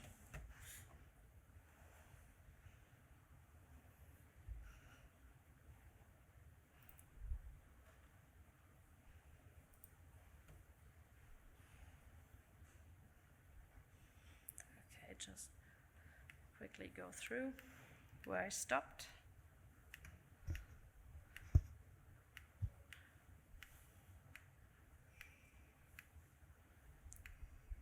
Right, so that is working. As I said before, the frequencies of filter banks might have to be a little bit adjusted for the seismic sensors. Now we go on to all the questions that suddenly popped up as soon as we had the sensors at the station. So one question is the sensor alignment. So if I have a 3-component sensor, how accurately can those two sensors, the reference and the sensor under test, be aligned in relation to each other? How do you do it? How should it be done?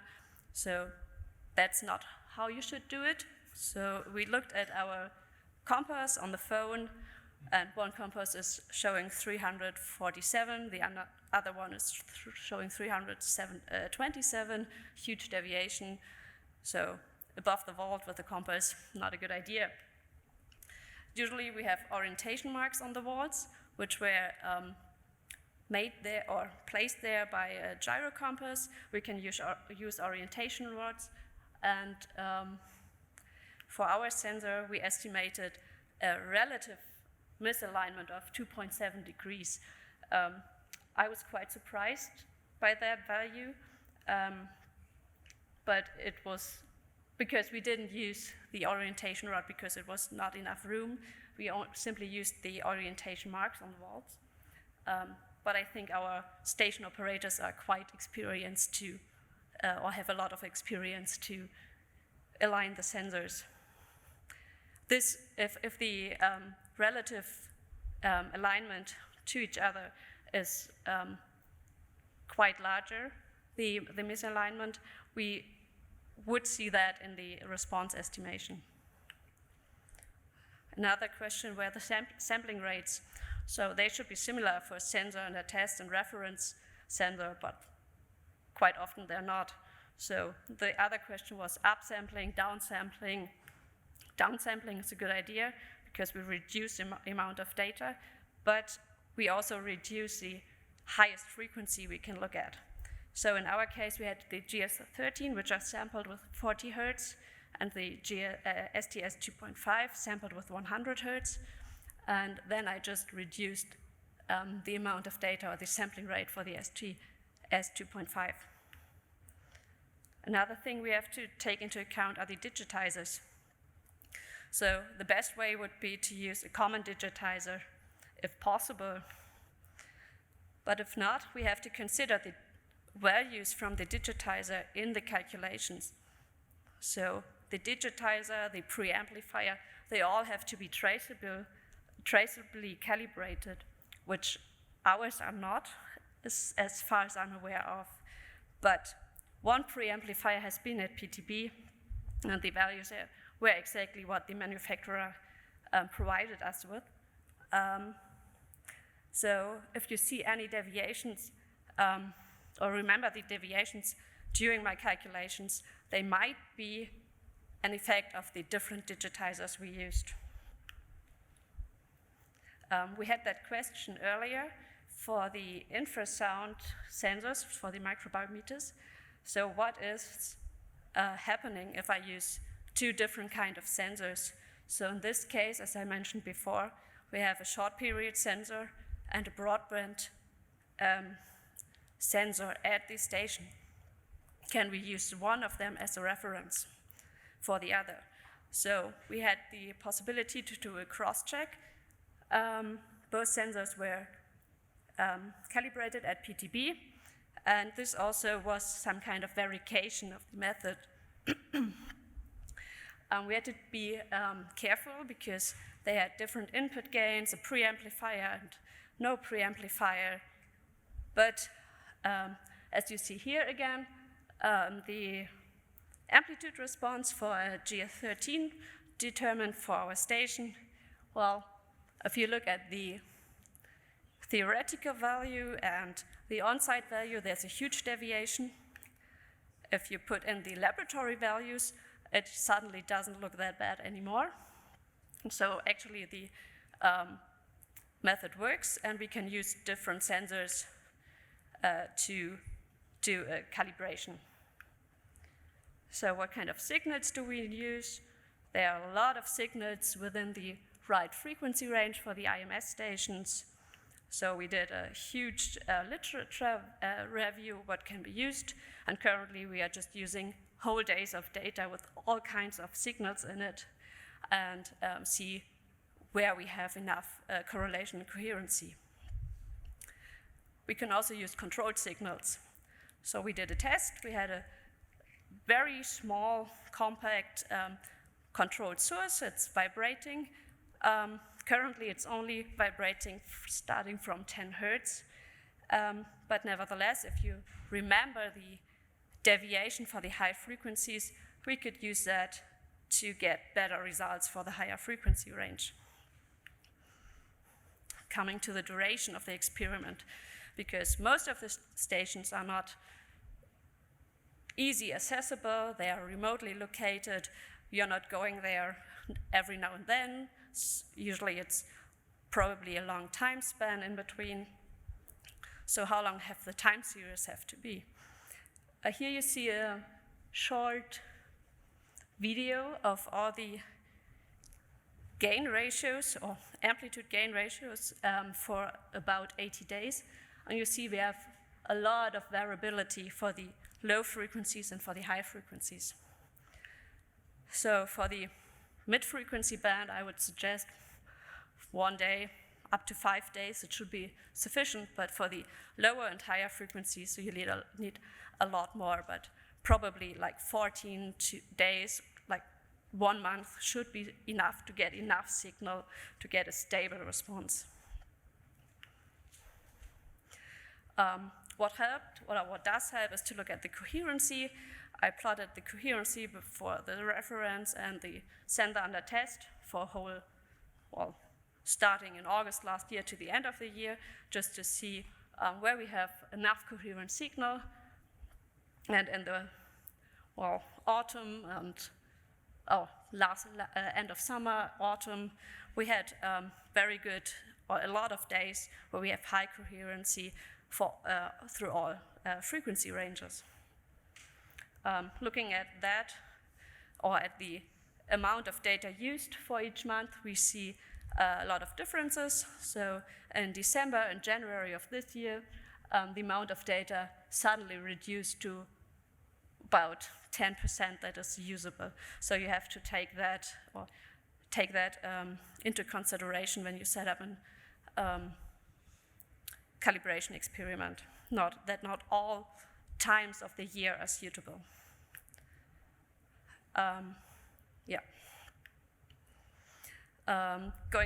Looking at the determined response from that, you mainly see the deviations in the higher and lower frequencies. What does co-location mean?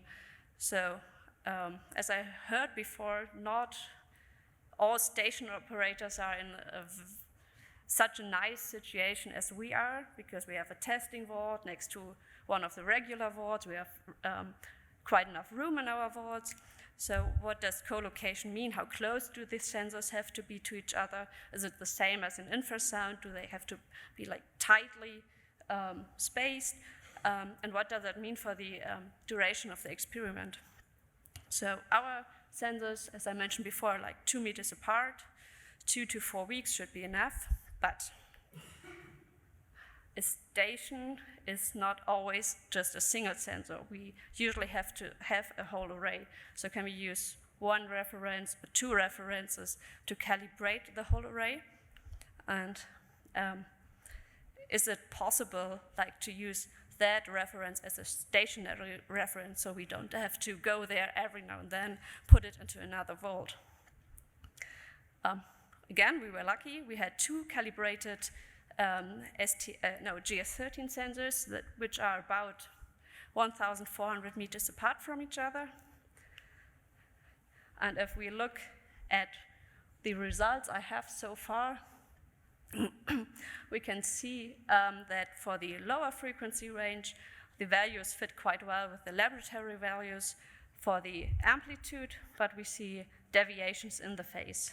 The same if we switch the pairs, so if the former reference is now the sensor on the test. I think for that some work should be done, but for the lower frequency range, this should be working. For the higher frequency range, we hadn't had enough coherent signals so far. So what has been accomplished? Laboratory devices were installed. That was quite an easy task after everything logistically and technically has been sorted out. The methodology is in place. We know possible excitation signals, even controlled sources that are possible to apply. And we have some on-site calibrations for single sensors and for all components, so not only vertical, but also east, west, east and south. And we are working on procedures to calibrate the whole array.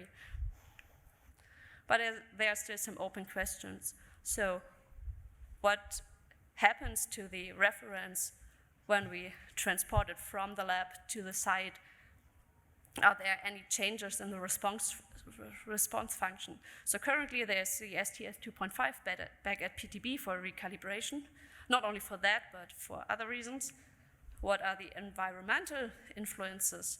So the reference is calibrated at a certain temperature in the lab. Last summer it was very hot. It was on the station during winter time. Can we take this into account? So we have a temperature sensor right in the vault. I looked at all components, so vertical, east and north, for different temperature ranges. As you see, they're very close together because in winter the temperature doesn't change that much in the Bavarian forest, in the vault. But nevertheless, you see some variations between higher and lower temperatures for the gain ratio and also for the determined amplitudes, especially for the lower and higher frequencies. So this somehow has to be still included in the whole response estimation process. And I know that the effects at other locations can be quite more dramatic. You probably heard it before, the uncertainty propagation is a huge part of the project. It's still in progress, but you have seen before that we use like a special simple case where we assume that everything is just linear. And this is how it is implemented, but there is still work to do on what influences the uncertainty, what are our causes of uncertainty, like the sensor alignment, The temperature, how big is that? How can this be minimized? So still some work to do. So I'd like to thank again everyone who helped me with the experiments at our stations. That's it from my side.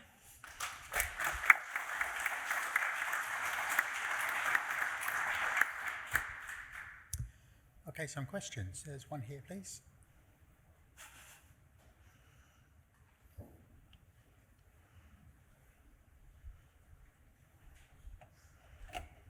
Hi, about the phase difference increasing with frequency, if the site characteristics are such that the signal is stronger coming from one direction, then there could be a phase shift proportional to distance times frequency.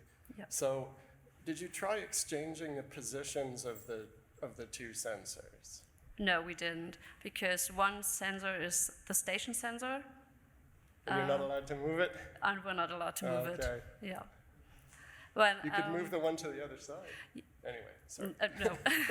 But you probably saw that for the two GS13, which are spaced far apart. It was directly the opposite way. So for one, if I take one as a reference and the other as the sensor on the test, we had the phase deviation being below the laboratory values for the lower frequencies and above for the middle part. And when we switched, it turned around. So that's definitely, well, not definitely, but I guess it's some kind of a side effect of the waves coming in. So for the whole array, we should look at signals that come mostly from below. So like find times where we have enough signals coherent across the array where it comes from below the signal. Although one More or sensor less. could be down in a borehole. Yeah. Anyway, very interesting problem. Thank you. And John, you have one? There's one at the back there. Could you? Yes, thank you. It's very interesting work. I also had a question on the phase discrepancy at high frequency. I was curious, did you look to see is the phase discrepancy linear with respect to frequency? No, I haven't looked at it.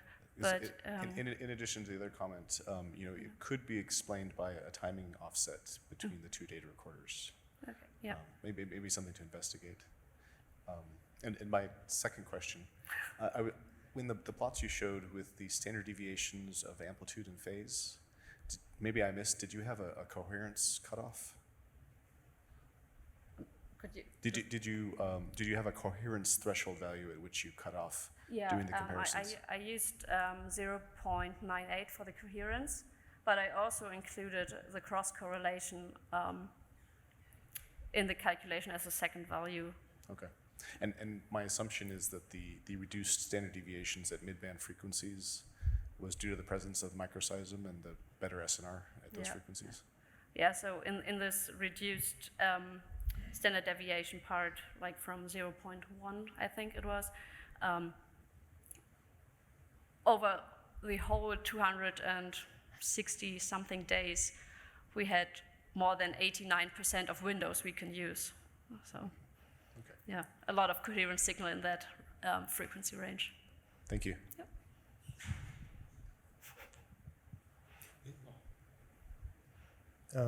Hi, I'm Nick Ackerley from the Canadian NDC. I was just wondering if you've considered increasing the signal-to-noise ratio by, making noise at the site with a thumper or a vibro size.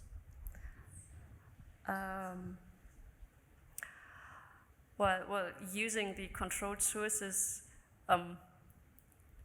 we use different distances, so I just showed one plot of it. It worked not for all distances because you have huge side effects when you couple the signal into the ground. So we had a few places where the signal was perfectly transmitted and we had a very high signal-to-noise ratio, and other places where the signal didn't even reach the station at all. And another problem is that you just have very short signals. So they're on the order of 10 to 12 seconds so far, so you can only look at the high signals. And it's some kind of a combination of side effects, how much signal gets to the station at all, and the closer you go to the stations, the larger the deviation in the phase gets, because your source is like in between your two sensors and not the signal is not coming from the right direction.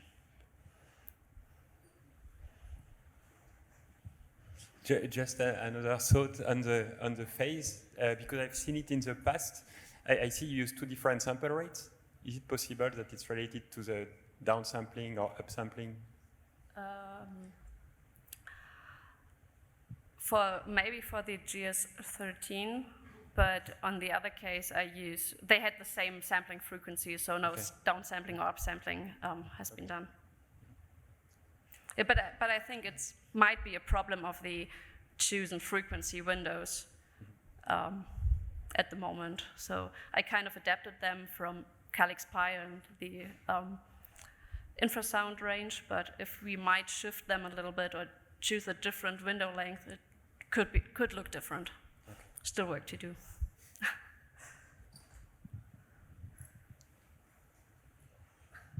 Yeah, hi, I have two questions. Number one, you showed us an impressive lineup of plots. Which components were these? Was that the vertical component or one of the horizontal components? I just included the vertical components. I have the horizontal components in my talk this afternoon as well. Yeah. But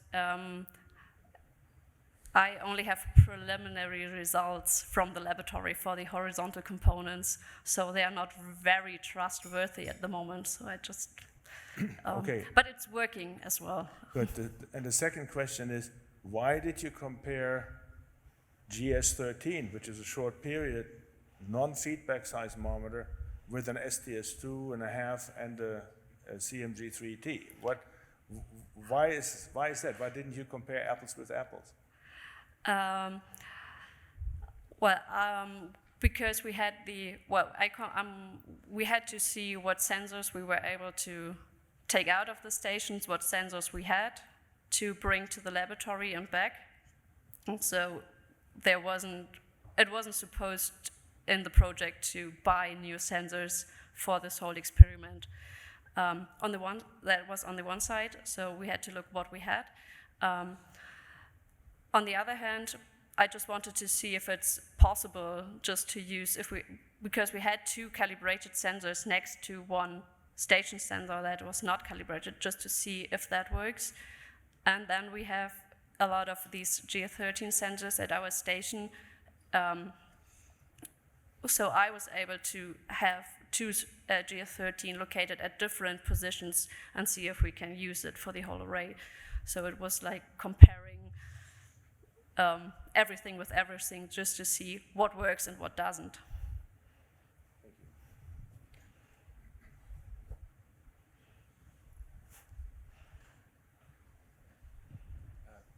Thank you. Maybe more of a comment, but as we move to a regime of potentially having traveling seismic references and the need to make these intercomparisons, similar to the comments for infrasound, I think there's strong value in demonstrating being able to calibrate and do comparisons across models where there are these complicating factors of frequency, passband, and responses. So very interesting.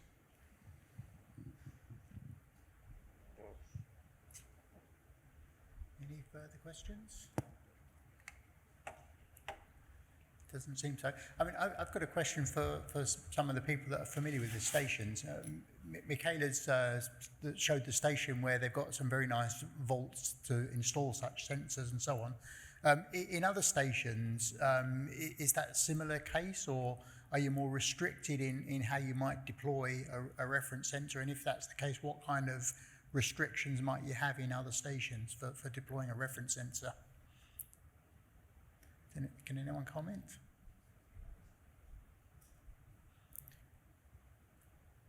Yeah, I guess that's a point for a further discussion somewhere else in that case.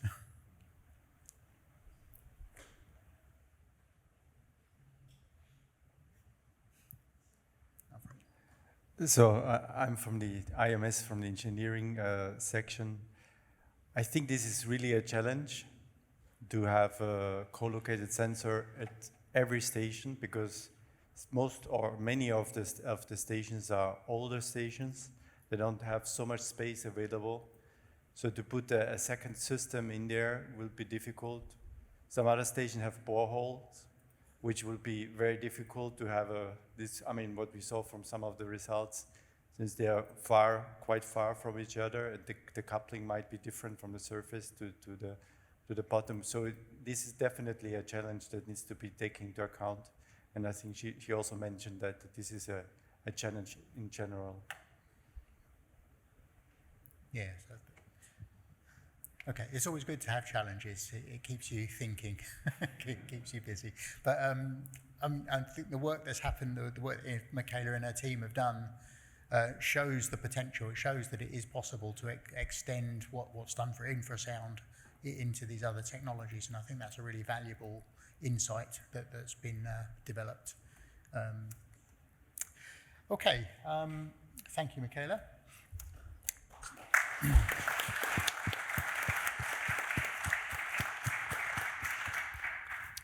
So I just wondered if there's anything further anyone wants to discuss about anything that's been presented over these 2.5 days in our workshop, coming from the primary calibration right through to the calibration of sensors in the field, and even on the metrics that are calculated from these field sensors, which are finally the things that the CTBTO wants to know, things like the azimuth angles and so on, and speeds of arrival. Does anyone wish to bring up any other topics from things that have been discussed over these 2 days? Yeah, Salvador. I'm just curious, and please indulge my ignorance here. I am a laboratory rat in the calibration of microphones, and it's interesting to me to hear that there may be some issues when you calibrate a seismograph of one model with another model. And it comes as a question to me in this project as well, because we are comparing microbarometers with microphones. Are we doing something that is outside of the realm of possibilities, or how can that be? I don't know seismographs, so that's why I'm curious about it. Thank you.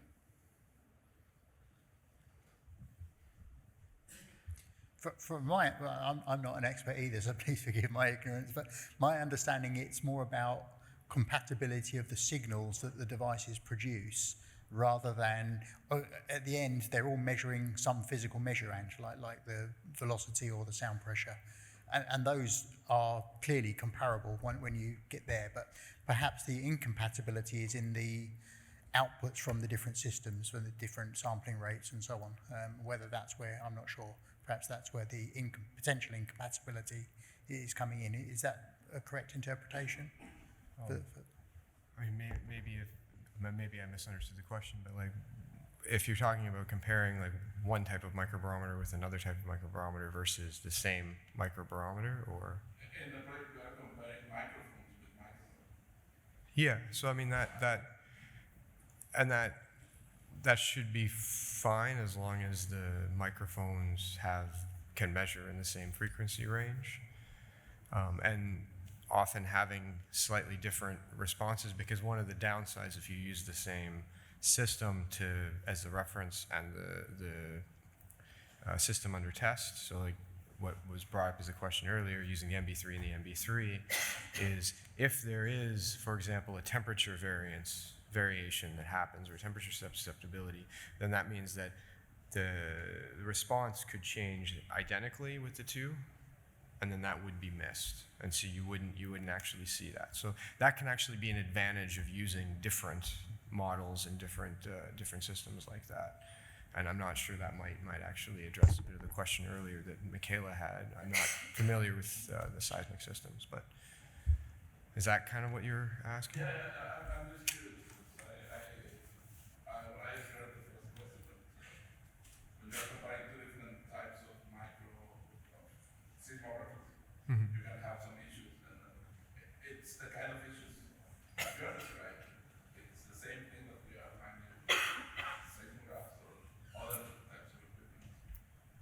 it's just a matter of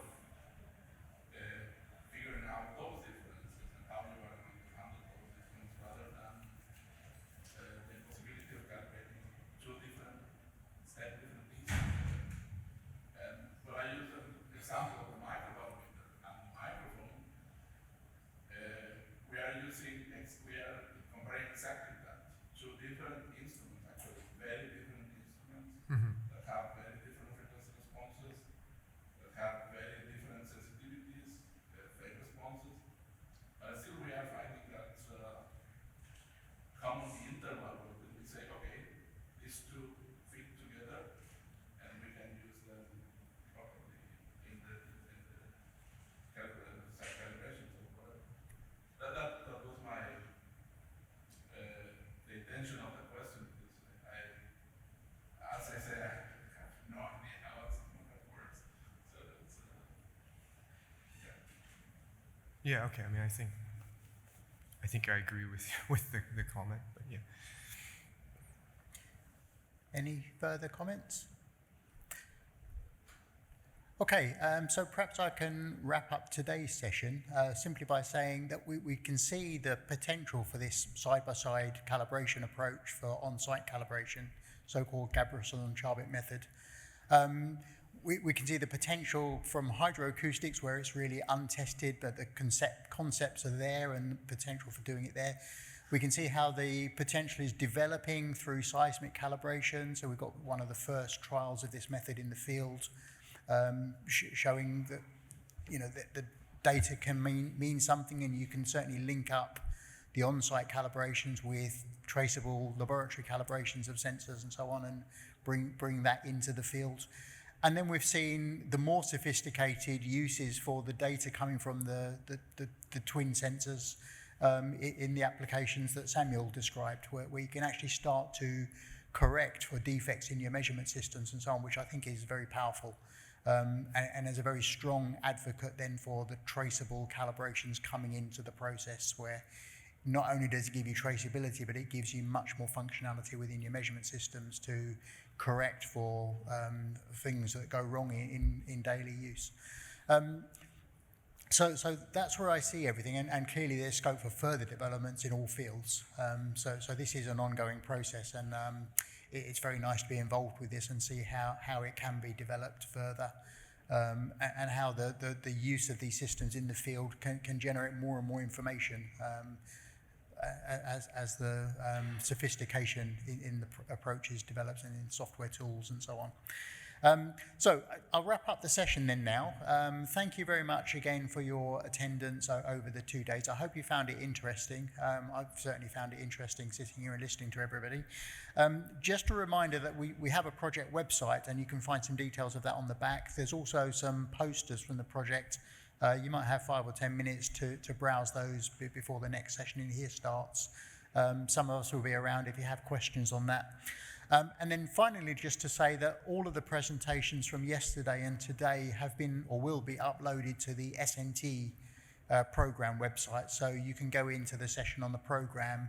Already the presentations from yesterday are there, and the presentations from today will be uploaded in due course. They're one combined file with all of the presentations in from yesterday and the second one for today. So if you want to go back and look at anything, or if you want to contact one of the authors, the information is there if you want to go and find it, and we're very happy to be contacted and pick up the discussion further after the event. So thank you all very much for attending today, and thank you to all the speakers both today and yesterday for what I found to be a quite an enlightening workshop. Thank you.